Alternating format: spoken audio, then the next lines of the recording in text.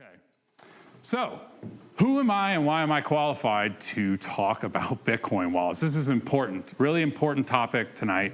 Bitcoin wallets are, I'd say, the most important part of Bitcoin for you because it's your key to the future financial freedom that Bitcoin will bring.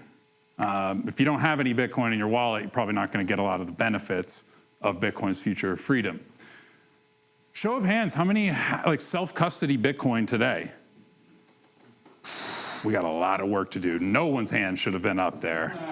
OPSEC, y'all. So you should never, ever tell someone you self-custody Bitcoin because the first thing you're going to think is it's at your home. So we're starting off strong, y'all.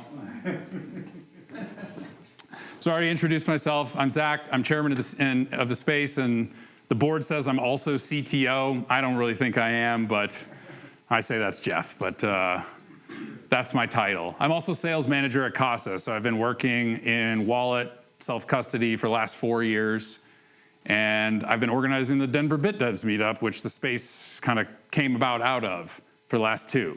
Now handed that off to Hunter, and he is an actual Bitcoin core developer who's working on quantum-resistant address formats for Bitcoin. A little bit more qualified to run the BitDevs, I'd say. But I'll lead this intermediate workshop today. I'm also a former financial advisor, so I've lived the fiat life and the Bitcoin life, so I know what it's like to be trapped in the echo chamber on both sides. I'm also a very, very big evangelist of self-custody. If you are holding custodial Bitcoin, you do not have Bitcoin. I'm an on-chain maximalist, I think, and we'll talk about this tonight. I think Lightning has a long way to go, and I say that from someone who ran a Lightning node in the past and was big into it. That said, Bitcoin is evolving really quickly, so I don't think it's, I don't think we should write it off. Always use coin control. If you don't know what that is, you will after tonight. And boating accident survivor. So I have lost Bitcoin, and it sucked. So I'm going to live through that experience and hopefully teach you from that lived experience so that you don't. So hopefully that's a resume. Oh, and I'm BTCBap on X if you want to follow what I tweet, although I don't tweet very much. So my goal here is to teach you about the basics of Bitcoin, and if you get nothing else away, you're not managing Bitcoin. You're managing keys. Everyone manages keys. Who's got keys in their pocket? I took mine out, so it weren't rubbing on my... Everyone knows how to manage keys. These are digital ones instead of physical ones. That's it. You just can't make a copy. Actually, you can, but just make sure it doesn't fall into the wrong hands. So we'll go through some basic concepts. Where does the Bitcoin live? It's my favorite question. How did wallets kind of come about? How did they evolve? How did we get to where we are today? Some key concepts: addresses, private keys, public keys, signatures, different types of wallets, hot wallets, cold wallets, multisig wallets, lightning wallets, all the wallets. Different features of Bitcoin transactions: lock time, RBF, CPFP, and then some BIPs, which are Bitcoin improvement proposals, and the kind of the inner workings of your Bitcoin wallet. We'll go into Lightning a little bit, I already said that, eCash, and then we'll go through best practices and Q&A. So I'm gonna probably keep this to like 30, 45 minutes. Joey, keep me honest on time, 6:40. And then we'll open up for Q&A and we'll go through a interactive session. So if you have a phone, you can download a free mobile wallet. I work for Casa, we'll use Casa. It's easy, you don't have to write the seed phrase down or anything, it just saves it on your phone. So it's really easy, and we'll send and receive on testnet. So I have 20 testnet Bitcoin that I'm just gonna send out, and you can send them back, send twice as many back, see how that works. You guys don't know that joke, huh? All right, where are the Bitcoins? Where are they?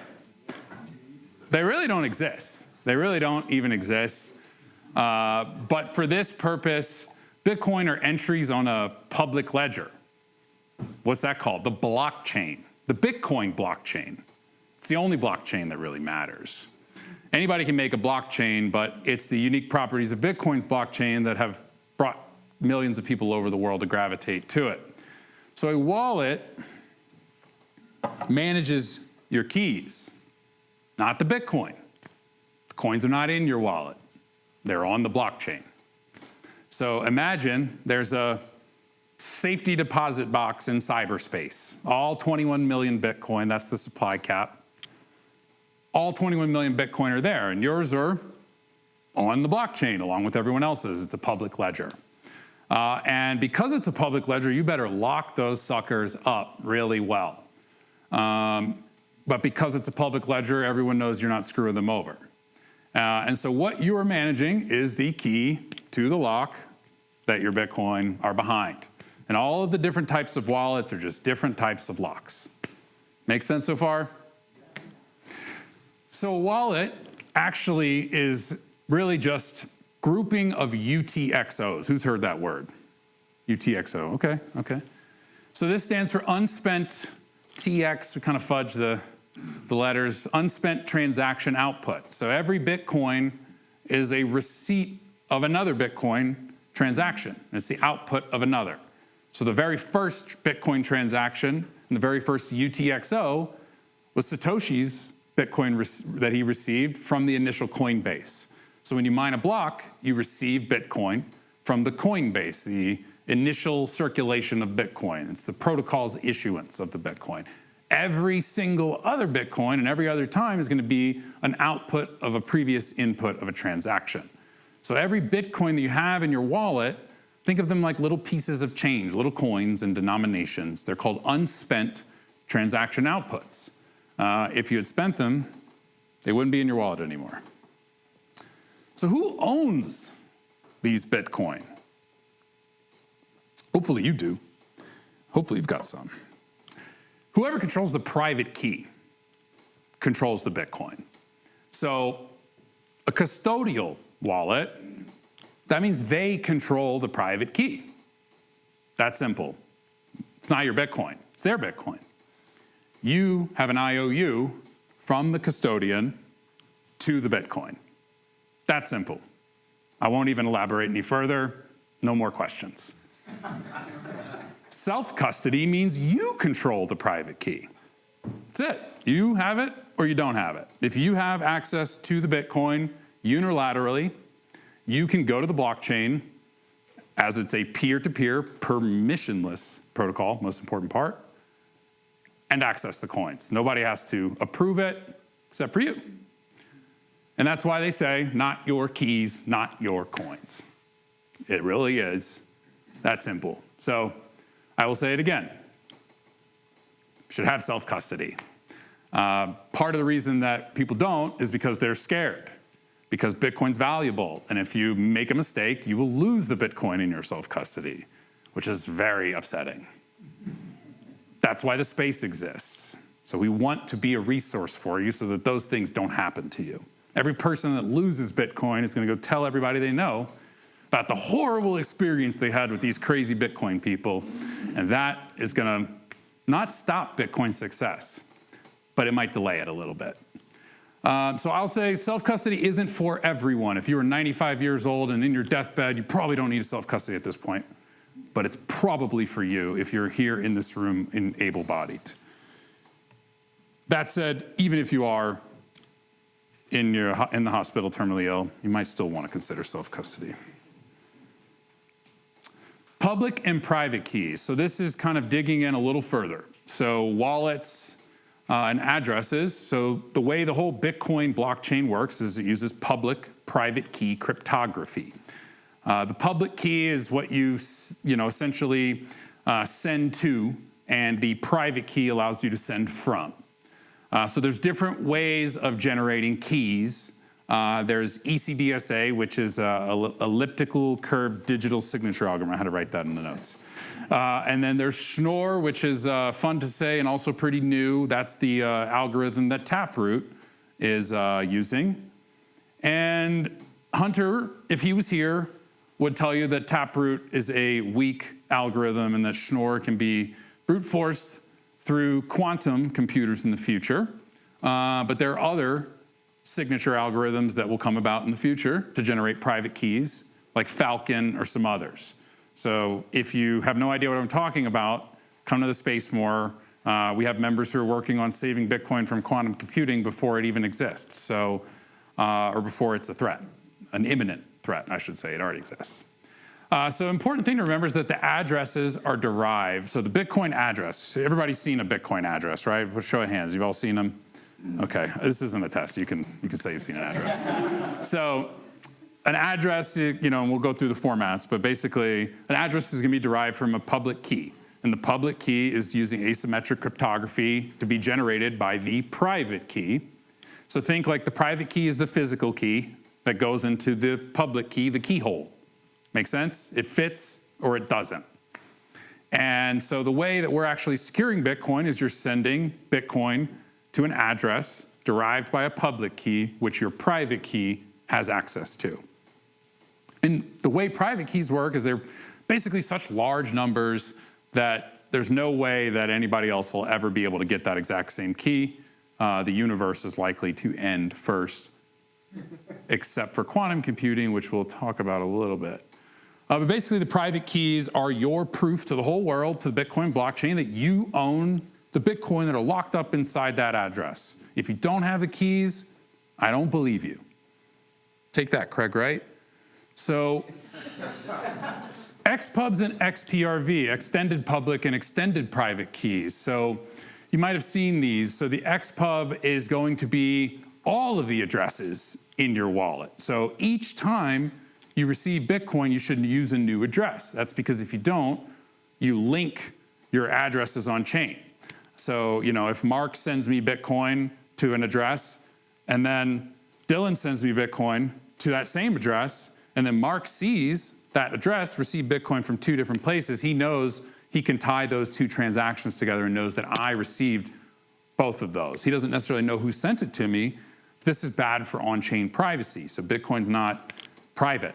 It's pseudonymous, and we'll go through this. But so your extended public key contains each address that you would generate, all of the UTXOs that could be within your wallet. So your wallet's actually just really looking for the individual deposits, summing them up together, an abstraction, and that's your wallet balance. But there really is no wallet balance. There's just different amounts of Bitcoin on chain that you've got the key to.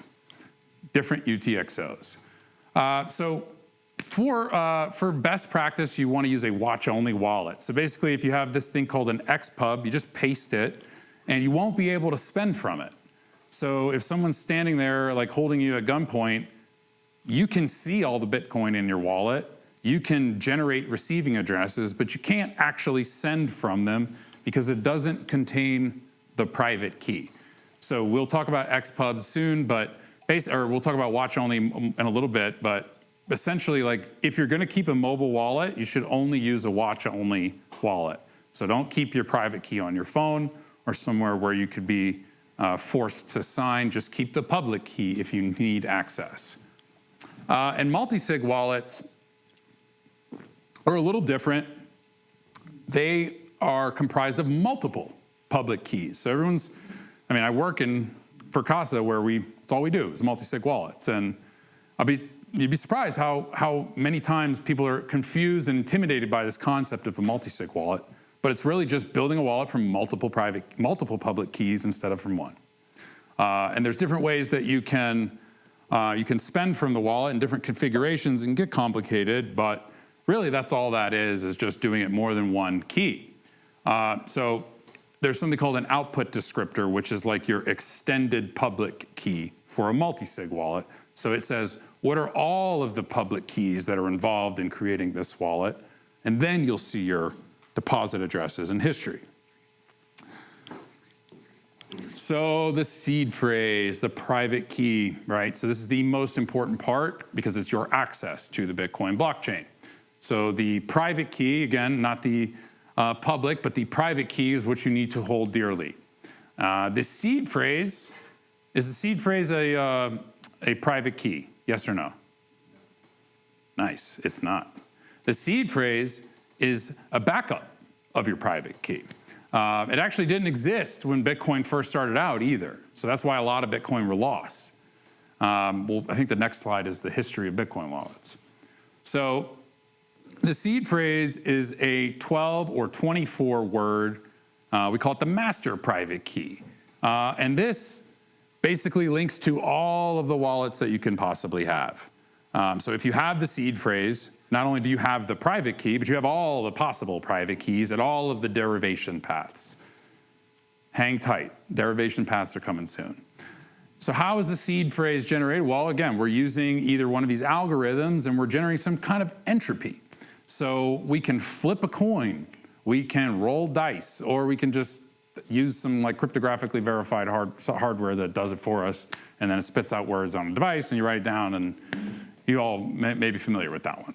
But for a single key wallet where we're generating a private key, generates a public key, which generates an address, and then you send Bitcoin to that address, the seed phrase over here funnels all the way up to that. So if you have the seed phrase, you have access to all the addresses within the wallet. There's different types of backups for seed phrases. Shamir secret sharing. This shards a private key into multiple pieces. Kind of complicated. I'd say you should probably just look at Multisig instead, but I'm biased. There's different entropy types. Oh, actually, I already talked about that. There's cool things like border wallet seeds where there's all these novel different types of wallets. Like you can memorize a phrase in your head, which is a grid, and then you can walk across it. And if the border agent stops you, all they find is the grid, not the actual wallet itself. So talk to me about that after if you want to learn more about that. One of the coolest projects in Bitcoin, I think. But if you remember anything about this, don't lose the seed phrase, don't screenshot it, and do not split it up. Don't split it up. You're just increasing the likelihood that you're going to lose it. If you lose either half, you've lost it. So over time, like I said, wallets were harder. They're getting easier. Beginning wallets were wallet.dat. Did anyone have a wallet.dat like old Bitcoin QT? No? Just me? Okay. Shit. I shouldn't have raised my hand, you're right. So Bitcoin QT was like a wallet you could download on your computer, and I don't even feel comfortable talking about this anymore now. Basically, you had a file, a wallet.dat file, and if you lost this file, that was it. It was over. So there was a reason why millions of Bitcoin are lost. And then paper wallets came about pretty soon after. You could write the seed phrase down with a piece of paper, and they had generated online, and a lot of Bitcoin were lost too because it's easy to lose a piece of paper. Then mobile wallets started to come out, and they had accounts that you could log into, like Coinbase, where they would actually, or I guess Coinbase started out as a custodial. I want to say Coinbase started out as like a self-custody wallet, but maybe I'm wrong on that. But there were other like My Ether wallet was one where you could basically like log into a web browser, make a username and password, and you could save that. So if you forgot the piece of paper, it would save your private key in your username and password in your account. And then hardware wallets came about, and that's kind of when Bitcoin started getting mainstream, or it's really still not mainstream, but the first hardware wallet came out, Trezor, Ledger, Cold Card, the Bitcoins, the ones that the Bitcoin maxis love now. And then collaborative custody and multisig started coming about in the late 2010s. Casa, Unchained, Sparrow Wallet came out, I think in 2021. And then we've got like the cutting edge stuff now, which is like Taproot, Miniscript with Liana, Anchor Watch is doing some really cool stuff with them too. So yeah, Bitcoin is still evolving. It's not set in stone. The only thing that's set in stone is 21 million. There's different address types. If you've used the Bitcoin blockchain, or if you've sent Bitcoin before, you probably noticed. Well, you maybe never seen a 1 address if you're fairly new, but if maybe you've seen them. 3s are a little more common. These are pay-to-script hash. These are typically in multisig wallets, so you can build a multisig wallet with a native SegWit too. And then the more modern versions, there's the native SegWit. You may have heard of SegWit. It was a soft fork, and it was pretty contentious, but it went through. And those have lower fees. So if you see this like BC1 address, that's SegWit. This BC1Q is SegWit, and BC1P is Taproot. Taproot's not widely implemented yet, which is a shame because it's been 4 years in the code. 15 minutes left. Or in? Halfway. If you want 30 minutes. It's been 15 minutes. It's been 15. Okay, that's good. I'm about halfway through the presentation.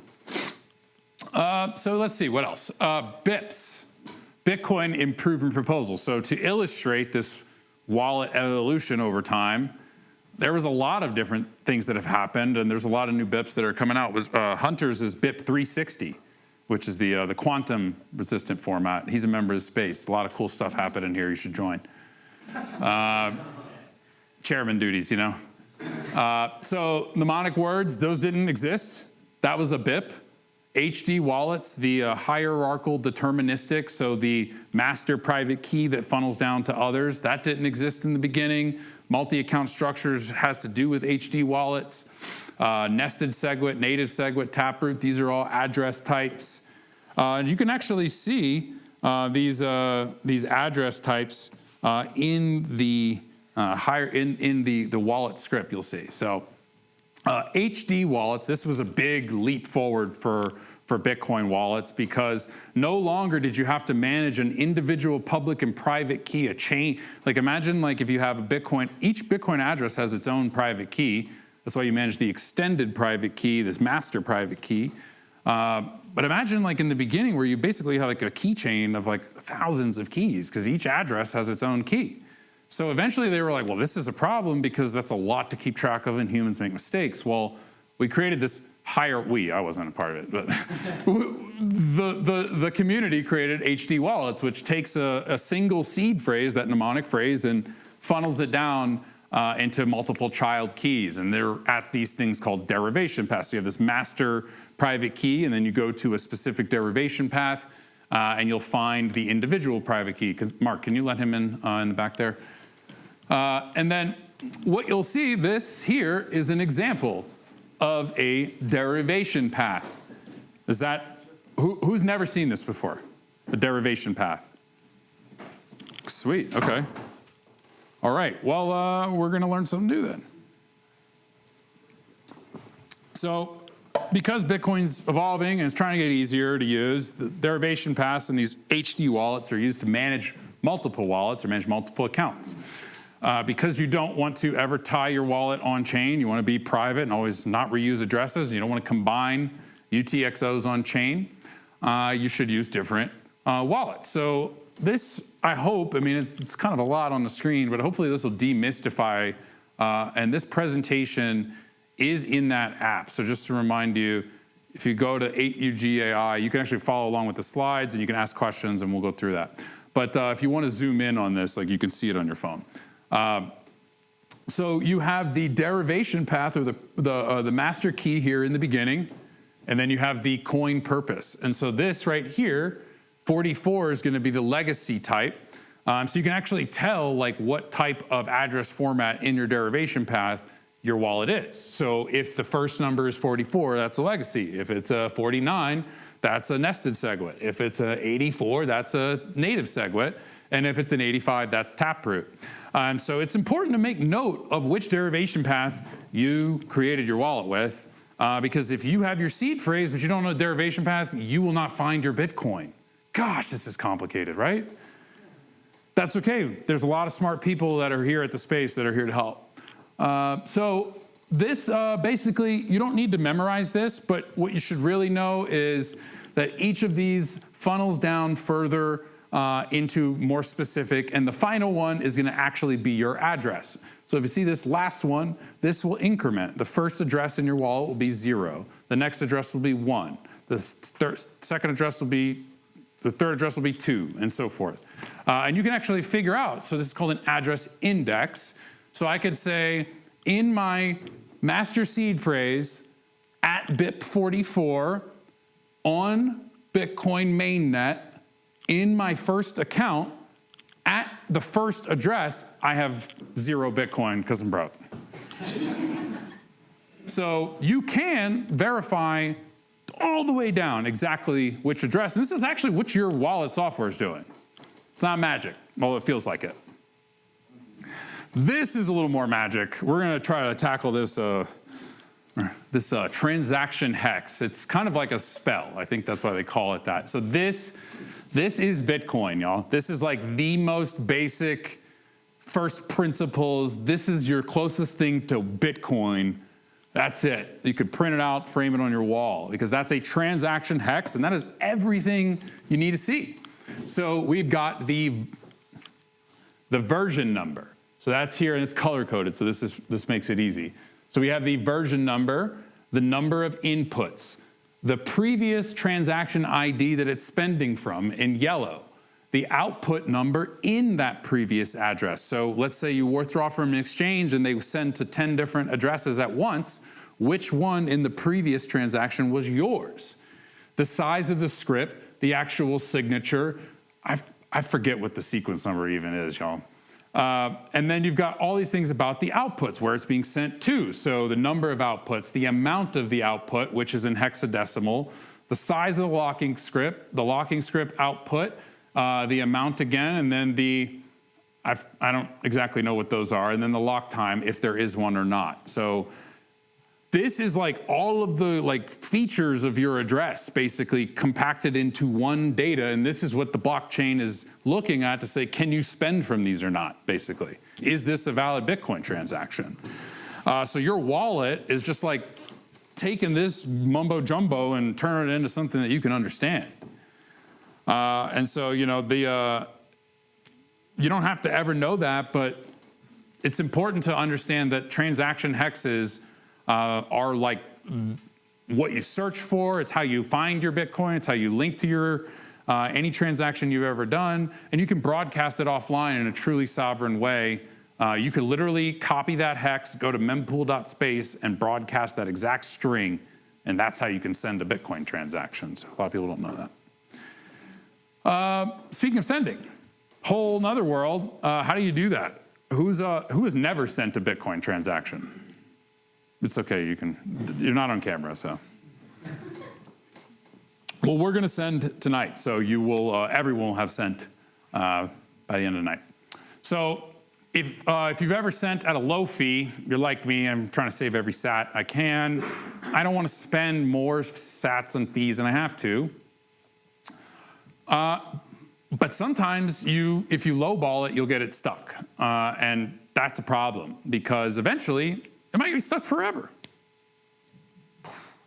I mean, technically it'll fall out of the mempool or your mempool, and then you could be able to rebroadcast it. But let's just say you don't want your Bitcoin transaction stuck, or you're going to be confused or inconvenienced, or both.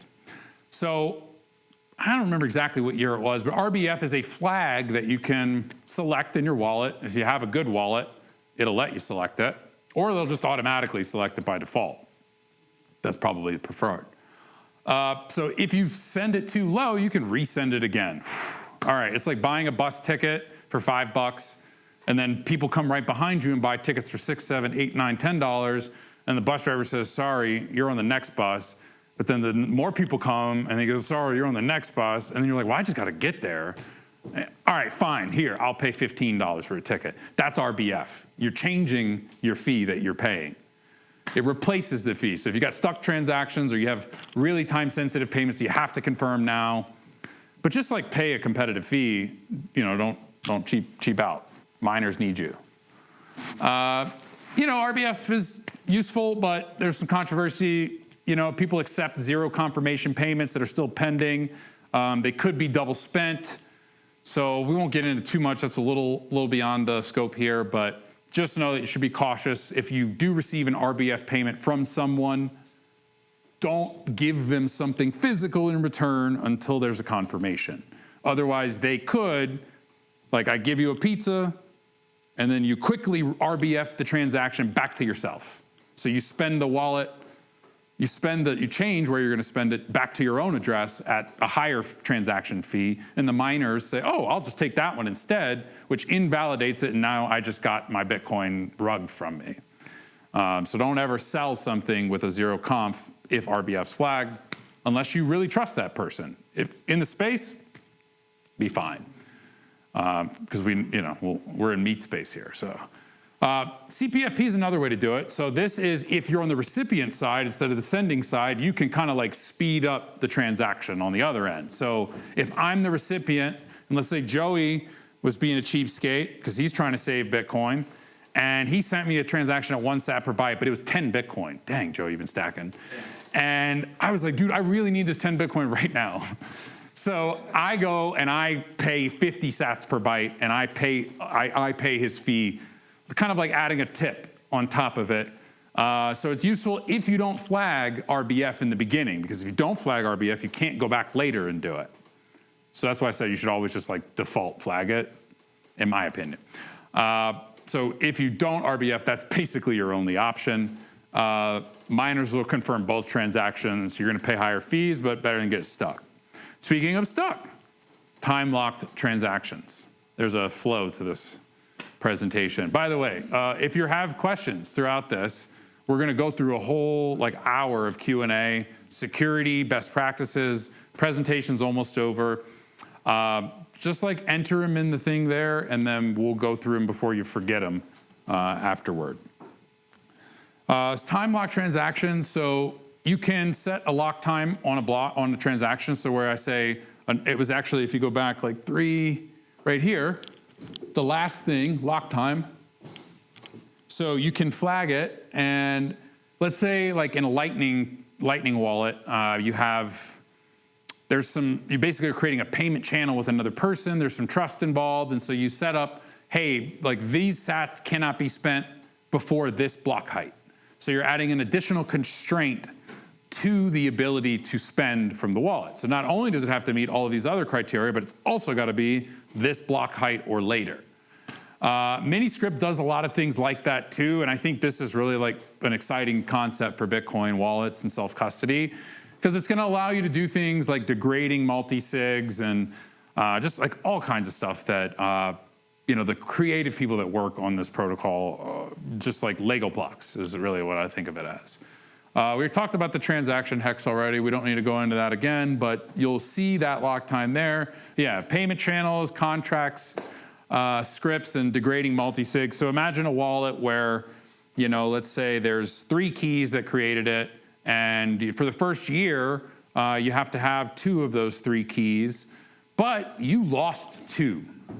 So in a normal wallet today, that's it. Because you need 2 to spend, you would be unable to spend.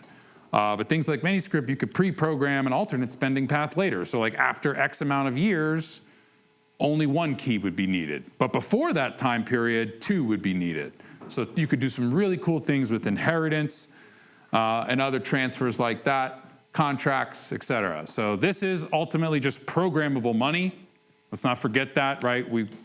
Bitcoin's a lot of things to a lot of different people. But it is just at the core of it, programmable money. So different types of wallets. You've got your hot wallet, your cold wallet. I don't know who came up with these names, y'all, but hot wallet is always connected to the internet. If it's on your phone's connected to the internet. It's on the Space's Wi-Fi. We've got all your data. If you've got a cold wallet, it's an offline dedicated storage tool. So a ledger or Trezor, we referenced those a few slides ago. The reason why this is important is pretty simple. Because your Bitcoin private key is the key to all of the wealth that you have stored on the Bitcoin blockchain publicly, you need to keep it secure. And because it's just a piece of data, a long string of numbers and letters, if someone were to get it digitally, they could take everything you have while you're sleeping in a second. So if it's a large amount of Bitcoin, keeping that piece of data in an offline device that's never been connected to the internet and never will be is a wise thing to do so that you don't expose yourself to those digital attacks. That doesn't mean you're safe, though. Does not mean you're safe, but it means you're safe from that part. Inside these hardware devices, there are things called secure elements. Sounds fancy. It's just a part of your device that's built for storing cryptographic secrets. Your phone has one. People don't like phones as wallets because they're connected to the internet. But from a hardware standpoint, they're actually pretty damn good.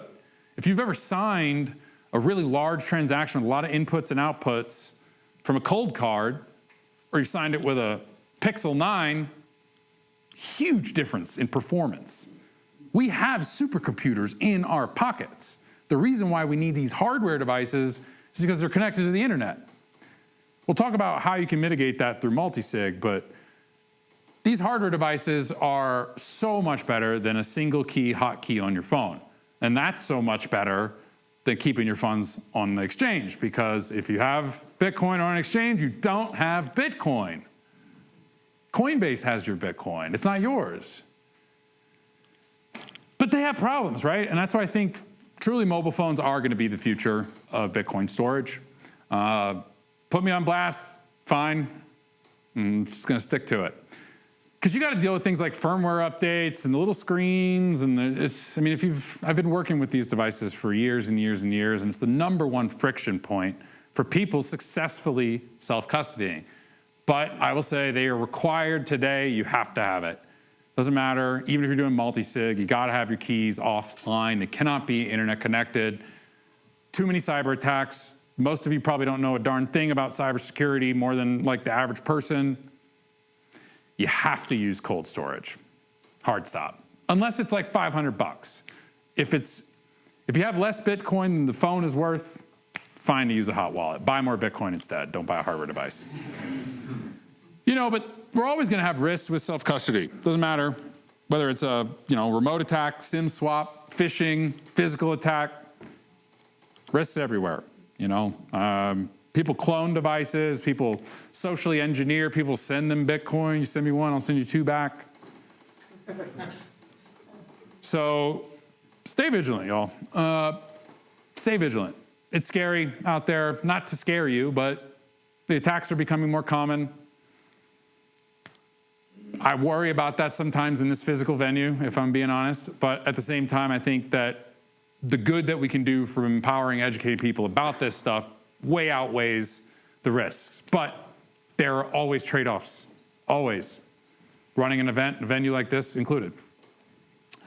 So let's talk about multi-sig wallets. This is a little more advanced. So if you've graduated from a single wallet, let's say you have a lot of Bitcoin, like, I don't know, hundreds of thousands of dollars would be I would consider that a lot of Bitcoin. You probably want to look at a multi-sig wallet. The reason being that shit happens. That's it. You can lose that key. All these things, like offline, got the words in the safe, you put them in steel and you bury it underground, but you can lose it. Or more than likely, somebody will find it. Because it's just words, the mnemonic phrase. So there is what's called a single point of failure in all single key wallets. It doesn't matter whether it's a hot wallet, a cold wallet, a brain wallet, a border wallet. They all have a single point of failure, the single private key. If you get it, that's it. You got everything.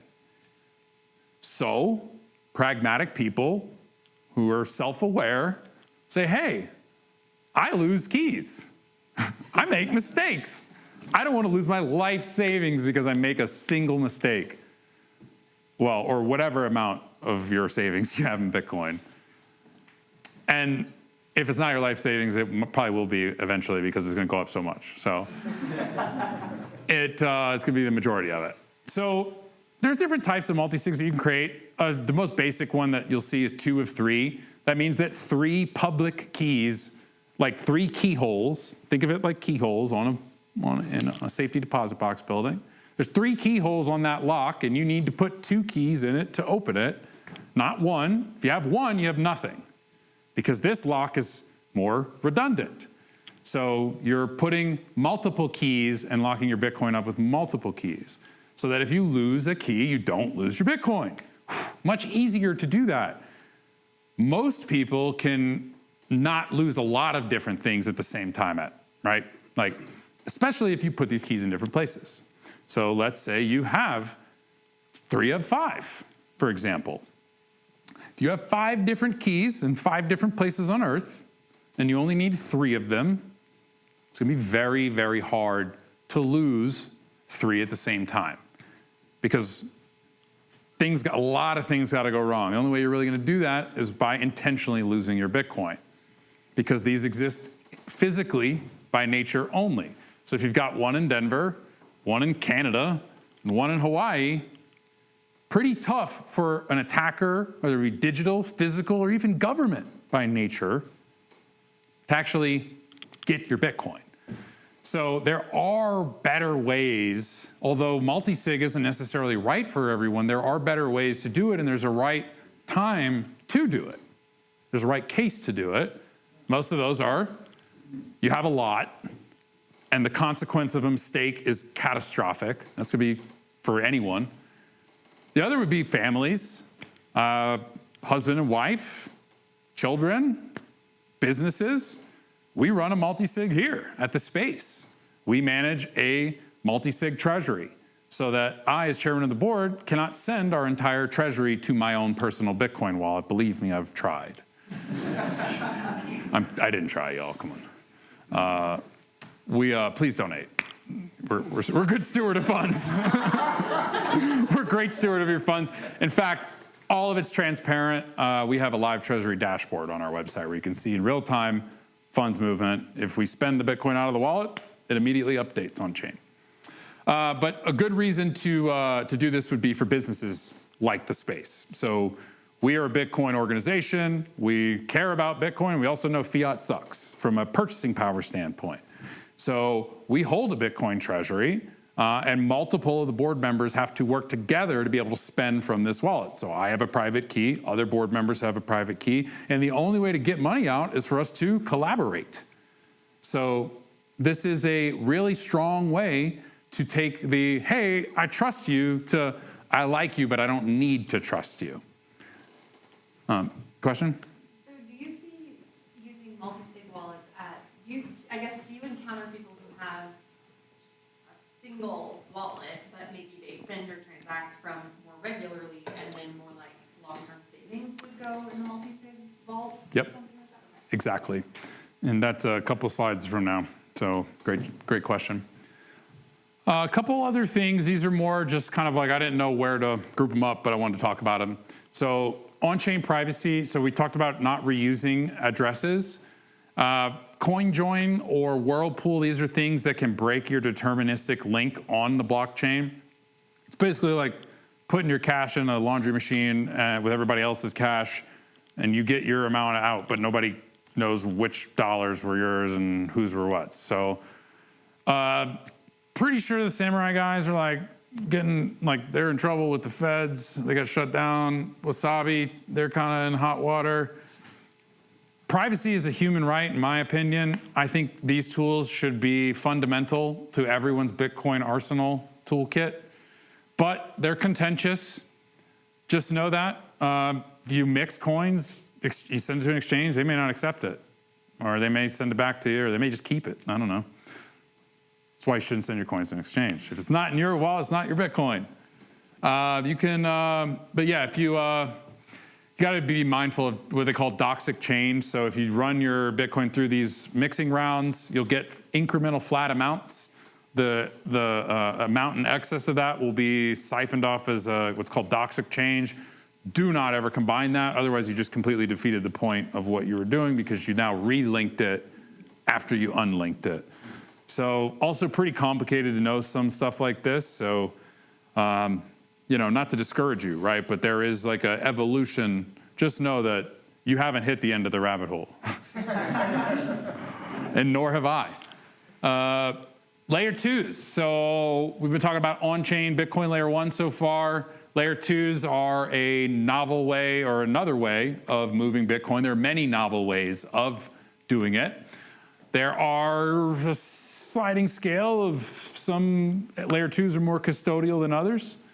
Some are more trustworthy than others. Some are non-custodial. Lightning's going to be the biggest one you probably all heard of. Most of our members pay dues in Lightning. There are some EVM-based L2s, like wrapped Bitcoin, that basically put Bitcoin in a smart contract. They hold it in a custodian, and then they issue it on Ethereum. Fediment and Cashew are really I kind of call them layer 3s in a way, because they're like sit on top of Lightning. But these are some things that can allow you to move Bitcoin instantly and for no cost. So you're not actually moving Bitcoin on the blockchain. It's like on a higher layer that kind of sinks down to the blockchain every once in a while. So we won't get too deep into this, but quick plug, next month's intermediate series is on Lightning wallets. So come back, and we will go through all of that. Let's see. There are different L2s though. A lot. I mean, it's probably the biggest narrative right now in Bitcoin is Bitcoin layer 2s. Lightning was kind of the only thing in town for a while, but now we've got all of these like roll-ups and Ethereum-based projects. So the space is going to be hosting during ETH Denver. Like this neighborhood is just taken over by buffalo corns or whatever they're called, and we're going to be hosting Bitcoin-focused events during ETH Denver about Bitcoin layer 2s. Hopefully that's like enough in their interest to like convert them to Bitcoin before it's too late. For them, not for us, but we're gonna be fine. So let's go through a couple different just like security. This is like what I really like talking about, and hopefully these last couple slides here will get the juices flowing for Q&A and the security session. We'll take like a 5 or 10 minute break in between this just so I can get something else to drink and have time to kind of process things. But number one thing here is that, the attackers aren't going to break Bitcoin. They're going to break you somehow, whether it's your mistake, your lack of knowledge. Somehow, they will break you. Bitcoin's never been hacked. That's why people secure trillions of dollars in it. Beautiful. They exploit your mistakes, whether it's social by nature, social engineering, technical by nature, phishing, physical by nature. They're breaking in your freaking house, cutting your finger off and sending it for ransom. Got escalated quickly. There's no in between. It's always a human mistake that winds up being lost Bitcoin. Lost seed phrase. So this is why multisig is so great, because it prevents you from a single mistake resulting in lost Bitcoin. You can still lose it. But usually people don't make multiple mistakes at the same time, or it's a real bad day. Phishing attempts are big though. So, you're gonna get tons of emails from Zach at the Space. I don't want your Bitcoin. And I'm not gonna ask you to download we were gonna download a wallet later, so. But watch out for the fake wallets, verify them, especially if you're doing any mainnet. There's things out there. I mean, the attacks are getting sophisticated. Keyloggers, clipboard, hijackers, things that will replace the address that you copied and pasted right before you send, so you don't even realize. There are more sophisticated attacks than I'm aware of, too.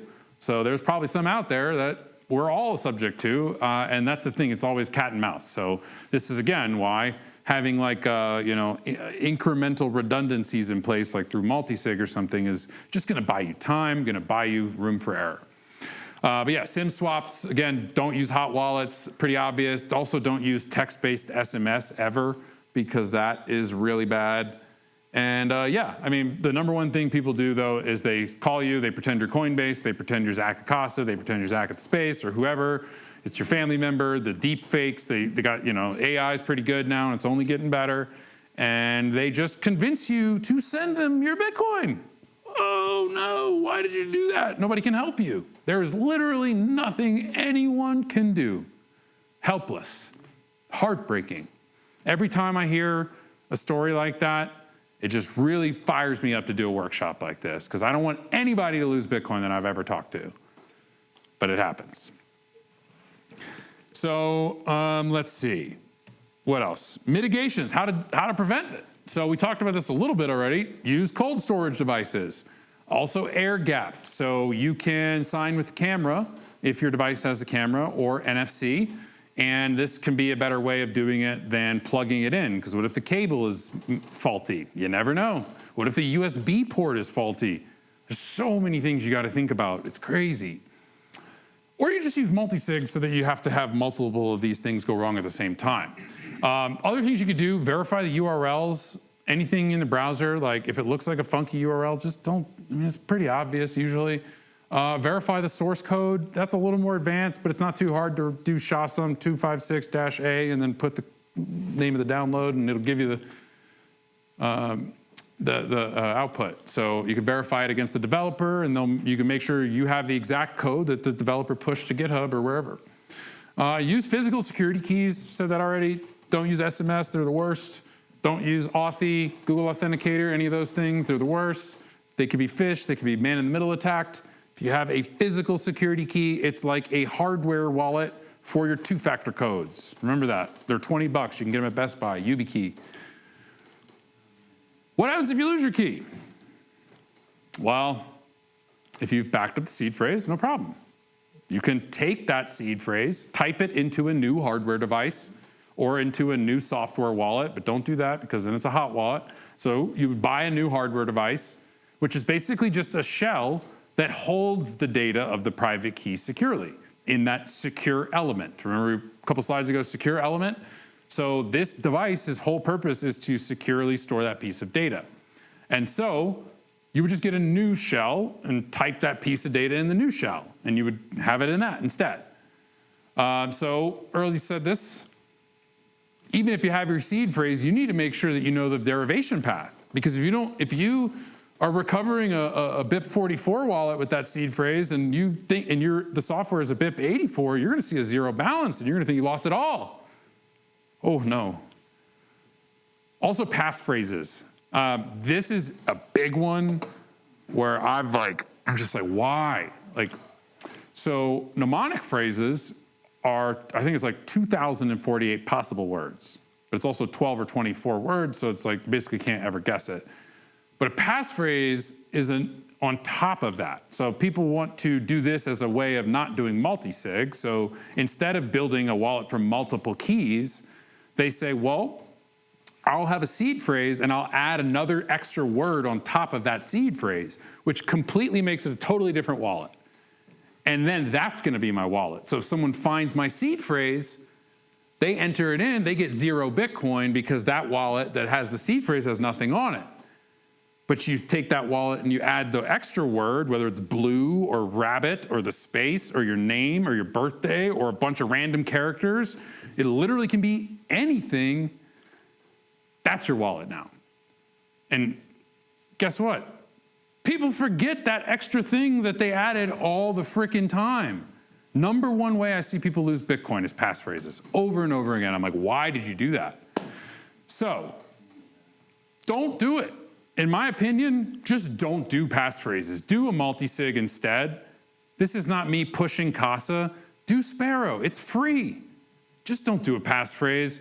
Also, if you die tomorrow and you didn't tell your spouse or someone else the passphrase, because again, it could be anything, literally anything, they can't get it, even if they got your seed phrase.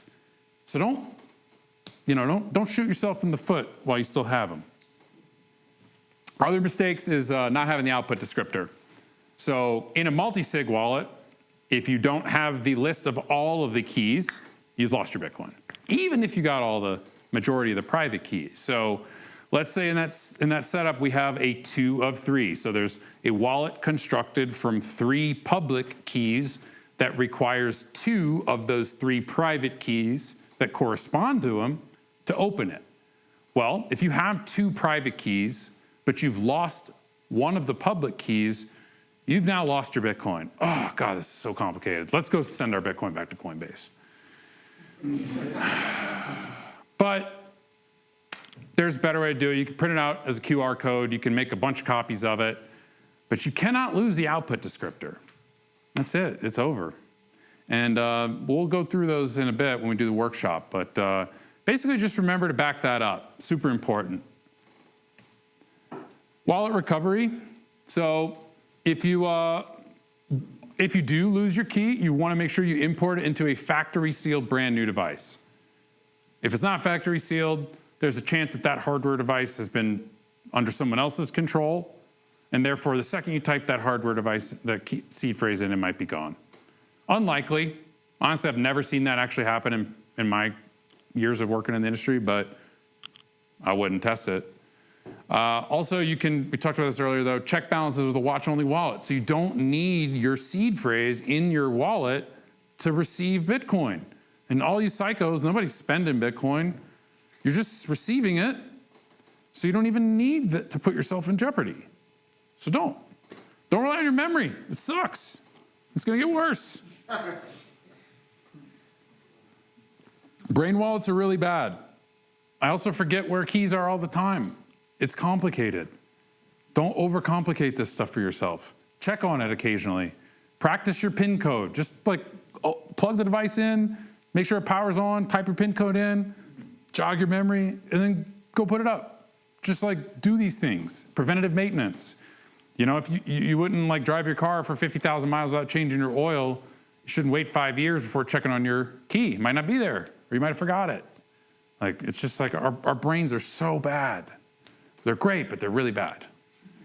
They're bad at remembering Bitcoin things, specifically. So a couple best practices. Bitcoin is pseudonymous. Again, it's not private. There's no privacy in Bitcoin. If you send Bitcoin, I can see it right now. I can see exactly how much you sent. If I knew the address, the transaction hex, anything that tied you to it. That's why I mean it's pseudonymous. So it's anonymous if you keep your identity on chain separate from your real world identity. So if you reuse your address, you're going to hurt that ability. Because if Mark and Dylan talk and they say, wait a second, I also sent Bitcoin to another address. Now they can link that to me. And then they can follow where that address goes. And they can see all the transactions in the future, too. So it's not private at all. But that's why you always generate a new address, every single time. And coin control matters. In the very beginning, I said it was a coin control maximalist. That's selecting your individual UTXOs to spend from when you construct a transaction. So if you receive 0.1, 0.2, 0.1, you would have 3 UTXOs in your wallet worth 0.4 in total. If somebody wants 0.05, well, you can send from any of those 3 UTXOs to actually complete that transaction. And so you can choose which one you want to do it from. So I would do it from the lowest value one so that the person I'm sending it to doesn't know I have this amount. They only know I have this amount. Because it's impossible when you transact with someone in Bitcoin to keep that part anonymous. Anytime you transact with someone, they're going to know the balance of the address that you sent it from. It's just impossible to avoid that. But you can't avoid combining UTXOs to not reveal more information than you need to. So that was privacy best practices. Security, back seed phrase up offline, back it up, back it up, back it up. Passphrase for extra protection, bad idea, don't do it, but you can. Just don't. Single sig only for sure. If you are gonna do a passphrase, don't do it with a multi-sig. You're asking to lose your Bitcoin. You're just asking for it. You got all the keys, everything, but there's a passphrase on one key. It's over, it's gone. Watch out for fake apps, fake phishing attempts. We already talked about that a little. Keep your firmware up to date. Use multi-sig where it's appropriate. So your question, Audrey, about you should have different wallets for different purposes. You absolutely should. You should have a hot wallet for going to El Salvador, and it should have 200 bucks in it. You should have a 2 of 3 multi-sig that if you want to sell some Bitcoin this cycle, you're not going to time it well, but if you want to try, maybe you can access some of that at home on a moment's notice, because you know how quickly it can get up and down. But most of it, let's say you got a savings account, maybe you keep that in a bigger multi-sig, in a 3 of 5 or something like that. But really, you know, a seed phrase is not an inheritance plan. So that is a single point of failure. So talk to Casa. I run the sales team at Casa. I'm happy to help you. So last couple points. So we're going to review the main point. Bitcoin are on the blockchain. They're not in your wallet. And you manage keys, not Bitcoin. Bitcoin's blockchain manages those for you, the Bitcoins. So manage your keys like a vault. It's the most important thing. It's everything for you. If you lose it or you don't care, or you're careless, you will feel the effects of lost Bitcoin, and it will hurt more and more and more over time. And it'll also hurt those around you, because you will have lost confidence in Bitcoin, which will directly impact the ones that you care about most, who should really be the ones that need Bitcoin. So understand your address types.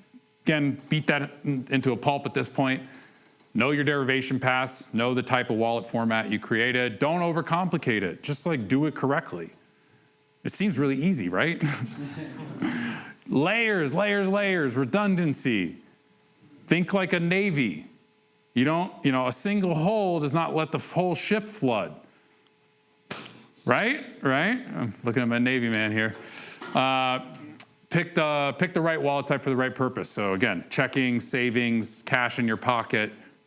Lightning wallets are good for spending quickly and immediately, but you don't want to keep a large balance in there or a hot wallet. And rule number 1, don't talk about your Bitcoin. I have grossly violated that here tonight. Thank you.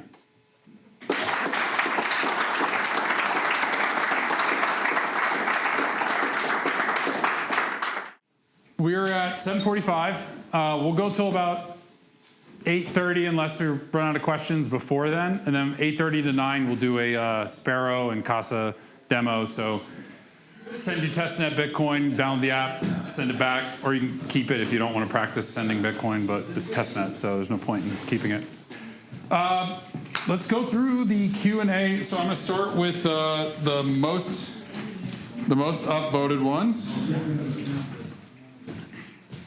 And we'll go from there. Thanks for hosting this session. Awesome. The space is awesome. That was the most upvoted. So let's go, Zach. Thanks for the event. Classic Joey.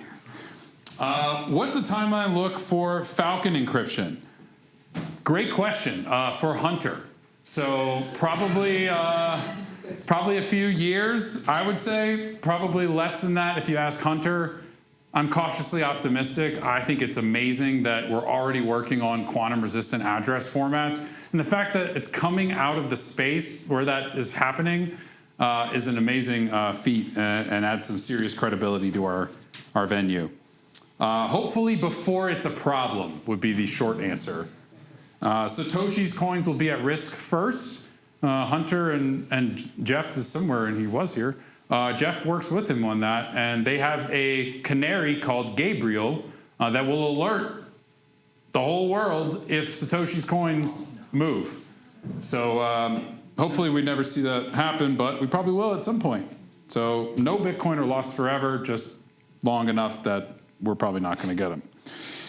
What's a reasonable transaction fee? How much to send one Bitcoin? Oh my God, one Bitcoin. How much to send one Bitcoin today seems reasonable? Well, it depends on the mempool. So there's this thing called the mempool. Well, it's really your mempool or multiple people's mempools. Every full node has a mempool that when it receives transactions that are broadcasted to it, it then gossips them to the other full nodes. And so the fee rate you pay depends on what everybody else is paying at that moment. Right now, it's the lowest it can possibly be. It's 1 sat, 1 Satoshi per byte, per V-byte, virtual byte, which is a SegWit thing. Don't ask me about that, I'm not sure. So it's very low. I mean, you could literally send 0.00001 Bitcoin or 100,000 Bitcoin for the exact same fee. Yeah. For questions, we'll have a mic here. Yeah, just so we can record them for the stream. Thank you. Different question now. I'm guessing for multi-sign wallet, you would pay a fee to the person or the organization that's helping you out.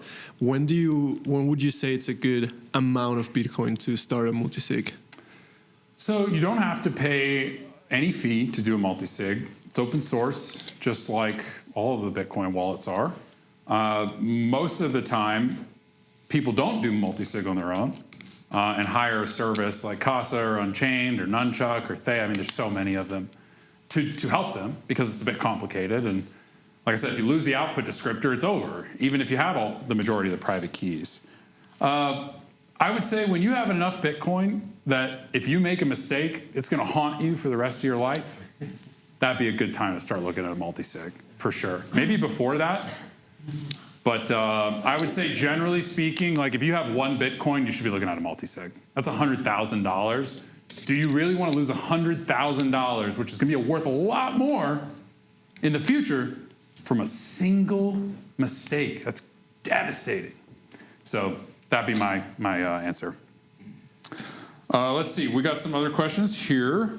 Will mempool clear tonight? I don't know.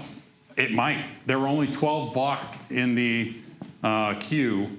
which is very unusual for that. So I doubt it, because the second 1 sat per byte hits, all the ordinals people start spamming the chain with their graffiti. What can miniscript or time locks provide in terms of inheritance or estate planning? So the main concept that I understand is this degrading multisig, where let's say you have your normal wallet setup is a 2 of 3 multisig, where there's 3 physical keys. In order to spend from the wallet, you need 2 of them. Any 2. Well, if you lose 2, that means you only have 1 left, which means you can never unlock the wallet. Now, if you'd have lost 1 in a single key, you already would have lost your Bitcoin. So it's still going to afford you more redundancy, but let's say you had lost 2. Well, maybe it was through an inheritance transfer. You had this 2 of 3 setup, but you didn't tell your kid the PIN code, and they can't figure it out. And they're like digging through your safe, and they finally get it, and it wipes. Well, a degrading multisig with miniscript could allow for you to pre-specify, and all of this has to be decided before you send the Bitcoin to it, because the entire security model of your Bitcoin is based on the address itself. So you have to create this miniscript alternate address, alternate spending path at the very inception. But this would allow you to basically, let's turn it into a 1 of 3 multisig, or turn it into any combination. So you could have, a 2 of 3 multisig where keys A, B, and C create it, and any of those 2 keys can unlock it. But after a allotted amount of time, key D can unlock the wallet, and only key D. Has nothing to do with A, B, or C, and you give that key D to your estate planner. And if you haven't died and a certain block height hasn't hit, that estate planner cannot spend. But the second that block height hits, they can from just that key. It's an alternate spending condition. So that would be a really useful way to do this. It's all things, there's trade-offs. Right now, you've got to refresh them once a year. So if you were to lock up your Bitcoin in this structure that I'm telling you about, every single year you're going to have to respend and refresh that miniscript. Otherwise, the alternate spending path's going to take over. So it comes with trade-offs. You can't just set it up once, wait 10 years, because this alternate spending path will have taken effect a long time ago. It's getting there, but it's a pretty new type of wallet script. Could you explain, let's see, what is your prediction for Bitcoin growth? What? I'm not up. This is the year. This is the bull year. Could you explain the best way to separate a multisig with 3 keys, including the 3 hardware devices and 3 seed phrases? Great question. So with a multisig, the security model is a bit different. So the seed phrase is no longer a single point of failure, so you don't have to be quite so paranoid about it, though it's still really important. It's one of your keys, or a backup to one of your keys. And so with a multisig, let's say in a 2 of 3, if you were to build this yourself, you would have 3 keys in 3 different physical locations. If you didn't, then you would have 2 keys in 1 location, which means that you have a single point of failure again, which means why did you even do this? So geographically distributed multisig is really where you're going to mitigate physical threats. A multisig in itself will mitigate single point of failure from the seed phrase, the digital threats, but not from things like a fire or a theft. So when you create a 2 of 3 like this, you want to put the seed phrase with the hardware device itself, because it's the exact same thing. And the hardware distribution is what really you're getting your security model from, not from the seed phrase or the hardware secure element. Because if you get any one piece of data, it's useless to you. You need multiple pieces of data. So if you have a 2 of 3 multisig and you put 1 key in your bathroom, 1 key in your living room, and 1 key in your garage, I guess that's better, but it's really not that great. But if you put 1 key at your home, you give 1 key to your adult children who live out of state, and you ship 1 key to your estate planner, now that's a pretty strong model for security. Unlikely you're going to lose multiple of those keys at the exact same time, and the backup of those keys. So you have when you store seed phrases, you want to know that they've not been viewed. And that's why seed phrases are so scary, because unlike a cold storage hardware device that's offline meaning that the only way you can get the key is to physically have it in your hands. You have to be in somewhere on Earth with it. It's the only place that data exists, is in that location on that physical device. However, with the seed phrase, you can take a picture of it. And with a picture, it can be anywhere in the world instantly because it's digital. And so knowing that, you need to add some certainty to that. So these are pretty useless in a single key setup because someone's just going to take the whole bag and take your wallet. However, when you're building a multi-sig wallet, these are very, very critical. So these are tamper-evident bags. So you may have heard, you should put your seed phrase in steel, but that doesn't really do anything except for protect it from physical elements. But if you're doing a multi-sig, you're not gonna have a fire in multiple places at the same time, unless it's arson, in which case you pissed off the wrong person. Don't talk about your Bitcoin. These are tamper-evident bags. They have a one-time seal right here. So you take your seed phrase, whether it's on paper, whether it's in steel, etched in steel, doesn't matter. You can't take a picture of this. You can't screenshot this. And so when you seal this bag, and it's still sealed, no one has ever seen that seed phrase. No one's ever taken a picture of it with 100% certainty if you recorded it in a private place. If you started started wrong from the get-go, can't help you. But these are really critical in a multi-sig setup because if the hardware device is there, it's got a PIN code. Unless somebody's got the PIN code, they didn't get access to that key. And if the seed phrase is there in this bag, sealed, and there's a bag number, which you can make note of. So a real savvy attacker will go and get your seed phrase, they'll open it, they'll take a picture of it, they'll bring a copy of these exact same bags, they'll put it in another bag, seal it, and put it back. And you'll never know unless you made note of the bag number. Then you'll know. So the rabbit hole goes forever. I have like 10 of these bags. If you want one, come get one. Not at this moment, but just come grab one. Let's see.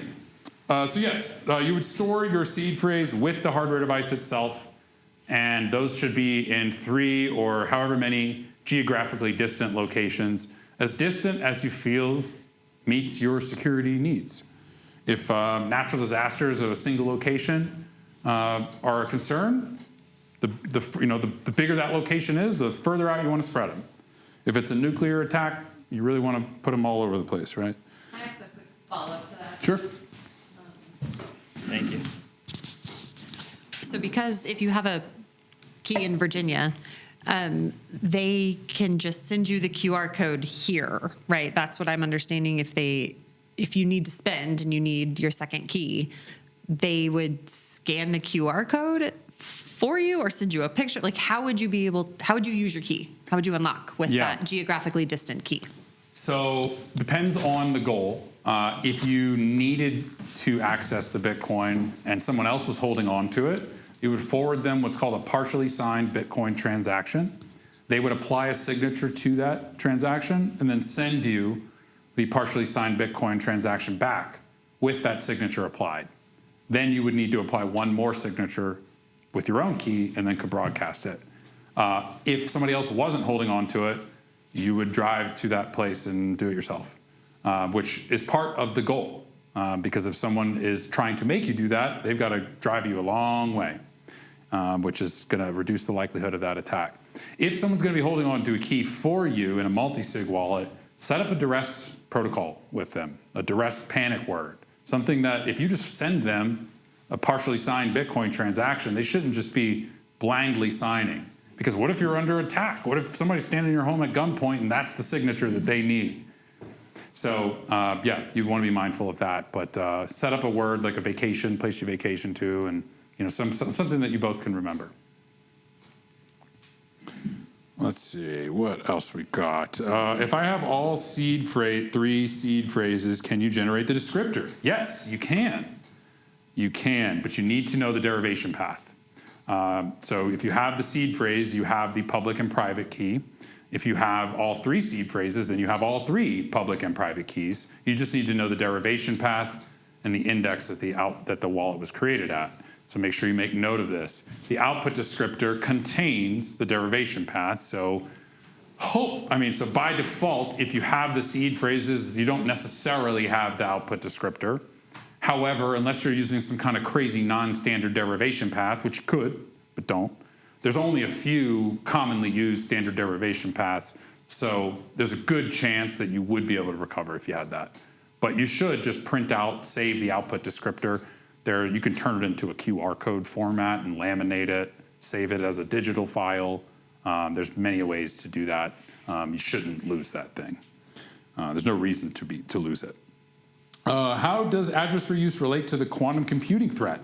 So when you spend from a Bitcoin address, it reveals the raw public key. This is how the blockchain knows that you had the private key to correspond to it. So think of like the public key as where they backwards in the private key from. So quantum computers are allegedly supposed to be able to reverse encryption through brute force. I mean, Hunter's the quantum guy, but essentially, like when you spend from a wallet, if you've sent to the wallet multiple times, you've created multiple UTX, or if you sent to the same address multiple times, you reused an address, which we said never do.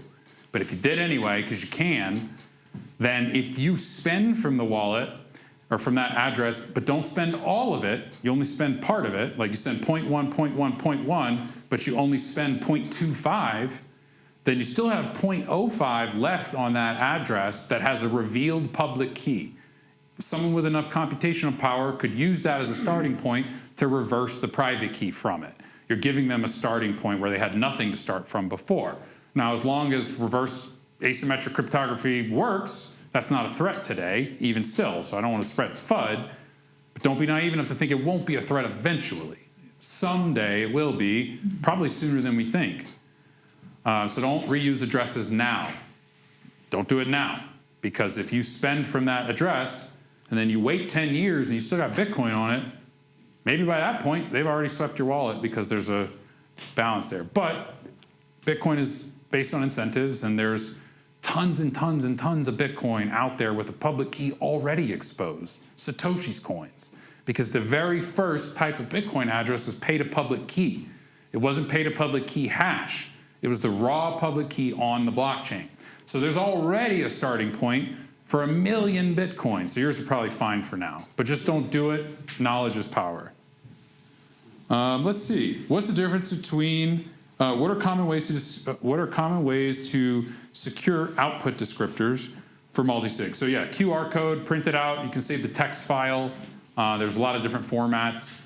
Just make sure you have it saved. You can even save it on most hardware device brands. So you would just save the output descriptor on the cold card.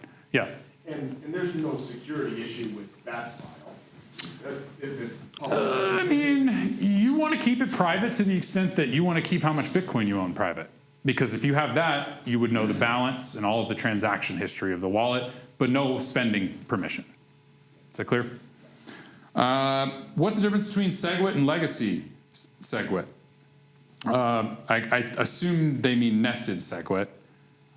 So native SegWit, actually I'm going to skip this question because I don't want to fumble over it and I don't really feel qualified to answer it. That's a little above my understanding. But native SegWit has lower transaction fees than nested SegWit. And you can do everything you can do with nested SegWit with native SegWit, to my understanding. So use native SegWit or use Taproot, usually is like the recommendation for fees. What is Lightning? So Lightning is a layer 2 abstraction on top of Bitcoin. So think of it like a bar tab where we agree to send, like I buy you a beer and then you buy me a beer and they cancel each other out. And so rather than I pay you $5 and then you pay me $5, we just agree to like keep a running tab between each other and we'll settle up at the end of it, whoever's balance is what. And so Lightning allows you to send Bitcoin more privately because every transaction is not public. It's just between you and the other channel partner. And it's also instant because it doesn't have to wait for a block to confirm. So the fees are usually in sats, like tens or hundreds of sats instead of potentially thousands. Right now, on-chain fees are actually just as cheap as Lightning. Know that if you're sending a really large amount of Bitcoin, that's probably something you want to do on-chain. And if you're sending a very small amount, it's probably a Lightning transaction. The reason being that on-chain transactions are based on how much weight it takes up on the blockchain. And weight is based on a couple different things, but it's basically how big that script, that long string is, how much weight, data, space it takes up on the blockchain. So the more complicated transactions, like multisig, are going to take up more space on the blockchain. It's a good trade-off worth doing because it's not that much more. And if you're not spending Bitcoin, you don't really feel that unless you spend. But yeah, typically you want to use Lightning for very small amounts because it's a percentage fee, whereas on-chain is a flat fee. So if you're sending $10 million, you just want to pay like a flat $4, not 0.1%. So hopefully that makes sense. Lightning is a little more complicated than on-chain. It's a little harder to be sovereign with Lightning too, because you also have to run a full node and it has to be online 24/7. Come next month and we'll get into Lightning and deep dive. Can a wallet with a passphrase be reconfigured not to have one? Great question. So you're not actually really configuring your wallet to have a passphrase in the first place. It's just a totally different wallet. So if you've got a Trezor with the words on it, that's, wallet 1. And if you apply the word rabbit to those seed phrase on top of it, that's wallet 2. But you can actually use both. So you could use the Trezor wallet without the passphrase, and that's one wallet. And then if you use it with the passphrase, it's a totally separate wallet. They'll have 0 balances, totally different. So it's a totally different private key, so it completely changes your wallet. That's why you need to make sure you know what it is. So you cannot configure or reconfigure. It's just, did you send Bitcoin to a wallet that was configured with a passphrase or not, or that was generated with one? If you have large UTXOs, is it best to break them into smaller UTXOs before spending them? Great question. So it depends on your goal. So typically I'd say you want to have different size amounts of UTXOs for different purposes. So from a fee perspective, you want to have as few UTXOs as possible. Again, the weight, the amount of data, the space that you take up on the blockchain is how much fee you're going to pay. So the more UTXOs, the more tiny little pieces of change you have in your wallet, the more you're going to pay because the more space you're going to take up on the blockchain. That said, those tiny little pieces are more private than one big, huge stack of Bitcoin going pfft. So generally you want to have one large UTXO that you never touch, and that's your savings. That's a couple large UTXOs. That's going to be the bulk of what you hold for a fee perspective. If on-chain fees aren't going to be 1 sat per byte forever, sure hope not, or this project will fail. That means that the number of UTXOs is going to matter a lot in the future. And because it's a flat fee, it's a flat number of sats. And the more, everyone's gonna have less and less sats, but it'll just be worth more and more dollars, but those fees are gonna be the same number of sats. So it's gonna be a higher percentage of people's total value. So you wanna really be cognizant of your UTXO bloat now. So if you have deposited to your wallet 50 times in the last year, take a couple of those and if it was from an exchange, all that shit is already doxed anyway, so just combine your UTXOs and save yourself the fees. However, if you've done something like Whirlpool or CoinJoin, don't ever do that. Never, ever combine inputs, otherwise you defeated the purpose. And they're pretty expensive to do, so you really shouldn't do that. Let's see, and also people do sketchy shit with mixed coins, and you don't want to get yourself in trouble. If you have, okay, we went through that one. In addition to holding your own copy, do companies like Casa and Unchained also hold a copy of the output descriptor, and you're technically safe as long as they're around? Yes. So the Casa app, Unchained's web app, they wouldn't be able to tell you what Bitcoin address to deposit to without your output descriptor. You also wouldn't be able to see the wallet balance or the transaction history of your wallet without the wallet output descriptor. So that is what tells you what's in the wallet. What allows you to spend from what's in the wallet is the combination of private keys that you would have. So an output descriptor would be the same as an extended public key for a single sig wallet, which is a watch only. Let's see. You should still back it up though, because if Casa or Unchained were to disappear and you're using that platform and you don't have your own copy of the output descriptor, big trouble, big trouble. So make sure you back it up. It's QR code, very easy. In addition to holding, I read that one already. What are the trade-offs for doing multisig on your own versus a company like Casa? Well, it's really about what you can control and what you can enforce and what you can't. So the number one reason is that you can't be here when you're gone. When you're dead, no one is here. Your knowledge of how your wallet works, your security model, all the shortcuts that you knew how to take to get to this and that, it's all gone. Unless you left written instructions, which means you also created written instructions for a potential attacker. Ooh, this shit's hard. So, you know, it's really about what you can't control. And if someone's breaking into your home, your keys that you control are, I mean, you know, hopefully you guys carry firearms, but if you're self-custodying Bitcoin in your home, you should.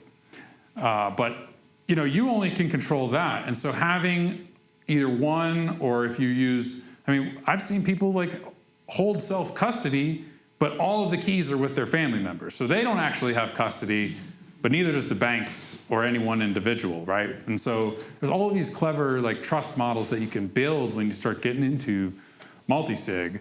But essentially it's like, you're not here to carry out your inheritance wishes, and you're also not here at gunpoint to say, oh, no, we're not signing for you.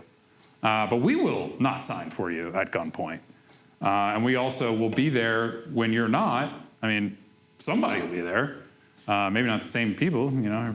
But anyway, the company, the entity, the employees that work there, the information about your wallet without the access to the wallet is there to make sure that inheritance transfer is smooth.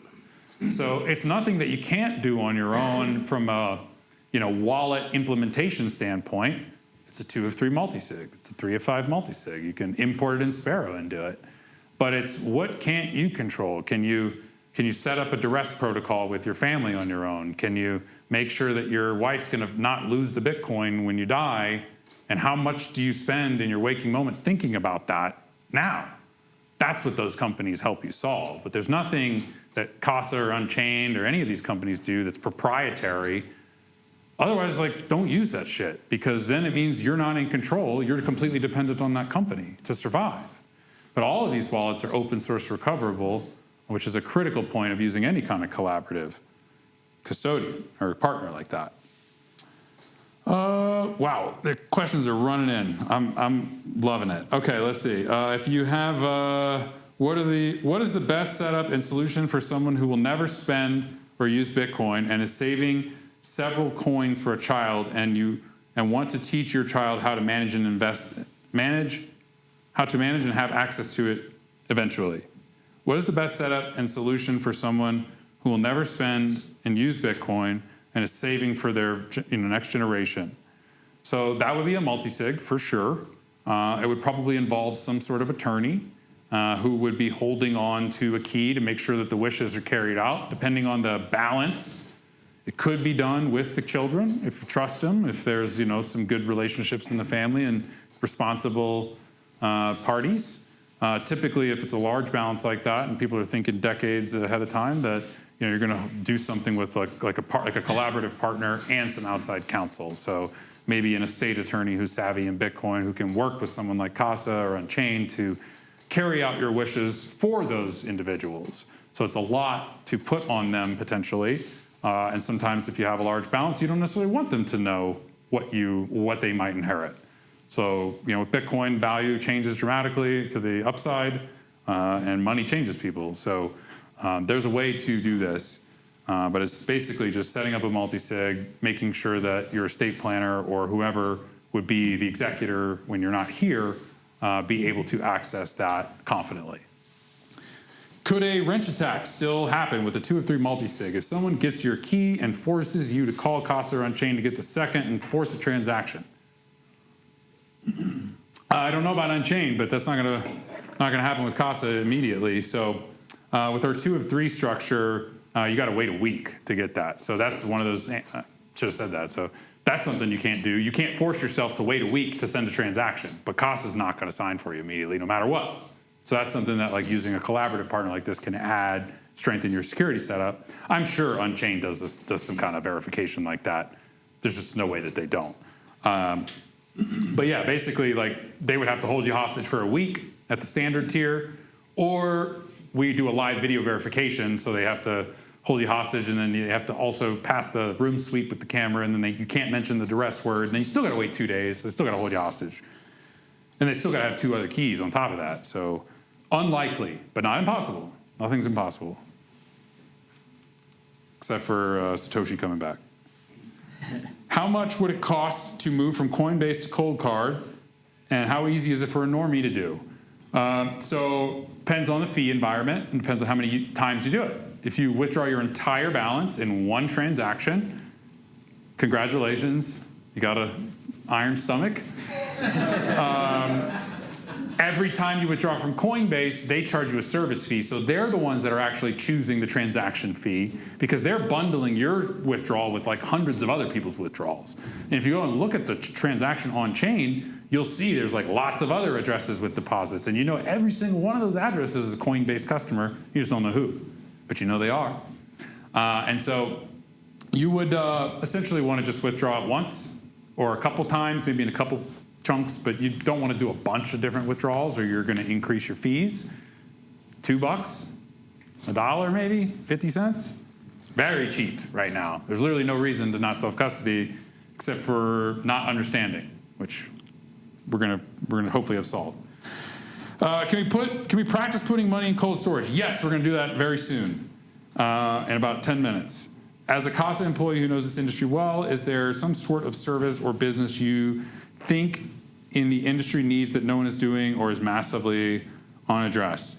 Yeah, I think we need like a baby boomer marketing campaign, because they control all of the wealth, and they're probably gonna adopt Bitcoin last, and they're the ones who need it most, because they're gonna get rug pulled right when they need the money most from Social Security, and their monthly income checks that most people are depending on are gonna get them nowhere. So I really think baby boomers need it more than anyone.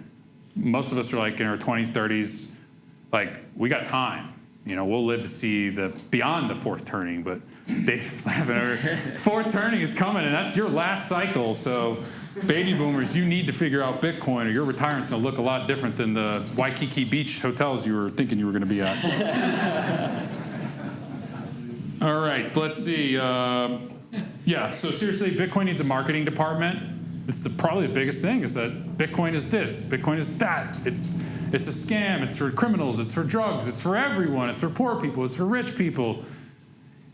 There's no unified message, and that's part of what makes it so cool, but that's also what it makes it so disorganized. It takes a while to take off. So I would love to see not a Bitcoin marketing department, but several companies start to work on combining marketing efforts, not just for their own personal products, but for the Bitcoin ecosystem as a whole, because the message needs to get out there. So yeah, I mean, Cash App or Spiral's doing some stuff where they have like the Bitcoin design guide. They have the images that they're working on with like the Bitcoin, like if you've ever seen Here Comes Bitcoin, it's like the big orange furry guy. Like stuff like that I think is actually really important, because people are gonna find out about Bitcoin and they're gonna have no time to figure it out.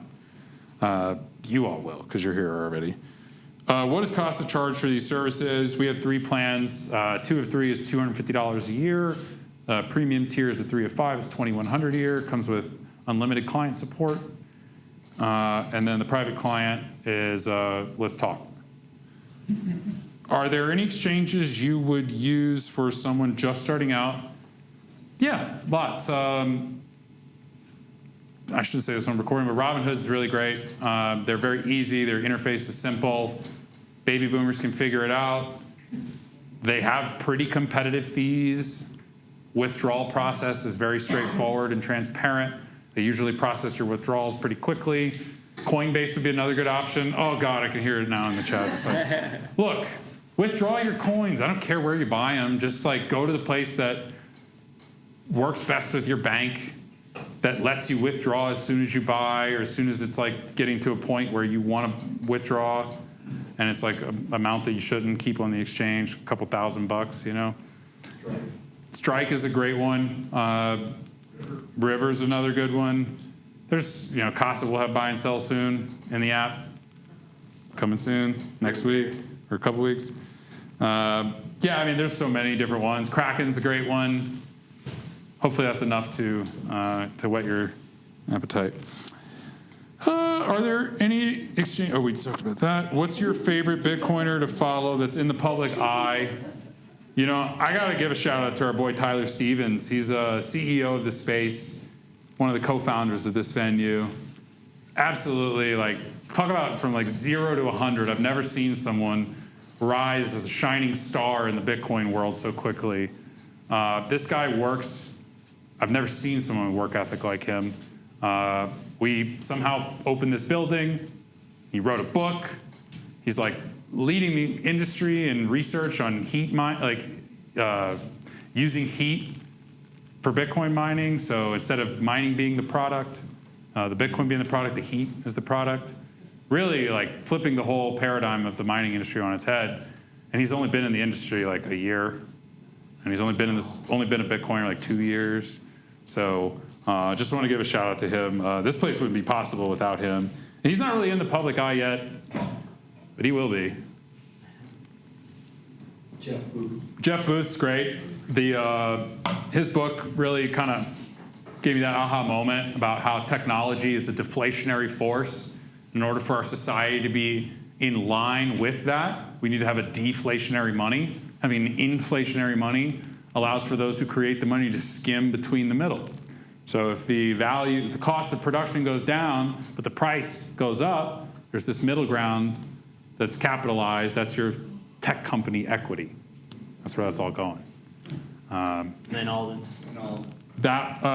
Lynn Alden is amazing. You should read her book. We actually have a library in the Space. It's for members, so you've got to be a member to check a book out. But all the major Bitcoin books are there. Most of them are signed by the damn author. So you can rent those out as a member. That was all the questions on here. So what else we got? That was all of them. Cool. Any others? Great. Well, thank you. It's, yeah, Mark. Mark, hold on. Mark. Microphone. You've talked about you have to have the derivation path, right? Yeah. I've never written down the derivation path for any of my wallets. I've always been able to spend and, send. So why do I need? I'm not clear on. And where would I find? Let's say I'm using Sparrow Wallet. Okay, where am I going to find that derivation path? Yeah, I'll show you that in just a moment when we do the demo. But the derivation path is, most wallets use the same one. Most like Ledger, Trezor, Blue Wallet, they all use BIP84, native SegWit today. So any modern wallet shouldn't be an issue. But for people who've been in Bitcoin for a while, or maybe have done some different types of experimental stuff, most multi-sig wallets are usually using BIP49 or BIP84 or BIP85. So especially now, now that Taproot exists, that's one that I think you'll start seeing more. Where for the last several years, native SegWit has been the widely preferred address format. But pretty soon, Taproot will likely, at some point, be the most used address format. And you may have both. You may have coins on both from eras of, late 2010s, early 20s, and maybe late 20s and early 30s when you're using Taproot. So you very well may be managing Bitcoin with different address formats. Therefore, you'll be having Bitcoin wallets with different derivation paths. So I wanted to make sure you just know about it. It's not something you need to super sweat about, but just know that does matter. And you could, if you just knew the 5 different derivation paths, you could just type them in and, right? Usually, but you can type you can make up one. You can type derivation path 1, 2, 3, 4, 5, 6, 7, 8, 9, and that can be your derivation path. Oh, okay. So, yeah, you can make custom derivation paths, but don't. Just don't. If you're not a developer, just don't do it. If you had 2 or more wallets on one hardware wallet, then you would have different derivation paths for each one, wouldn't you? So in fact, every single address you have is a different derivation path. It's going to be, let's see if we can go back here. So every address is going to be a different derivation path. So this might be the same, this wallet type, and then because it's so your purpose, the BIP44, and then your coin type will be mainnet or testnet. So these will all be the same up to here. And then if it's the same wallet account, you can have multiple wallets in the same seed phrase. You can have my Bitcoin, my wife's Bitcoin, my son's Bitcoin. They can all be derived from the same master key and different child keys. So that would be the account number. So you've got the purpose, mainnet or testnet, the account number, and then your address or change, or is it a receiving address or a change address? And then the last one here is going to be your address index. And so that's going to be, out of all of the addresses up to here, which one is this? Is it 0? Is it 1? Is it 48? Is it 92? Is it the 243rd one that you've done? And that's why the wallet will normally scan for all of the addresses in that last index until it finds 10 that have never been used. And then it says, okay, because I can go forever, just like me talking about Bitcoin wallets, I'm going to stop here at 10. So that's what's called the gap limit. So when we say, when the wallet software sees 10, or you can specify 1, 2, 10, 20, 100, when it sees that many sequential addresses in the index that have never had a UTXO on it, it stops searching. It says, here's your wallet. It's done. Make sense? Somewhat? What else?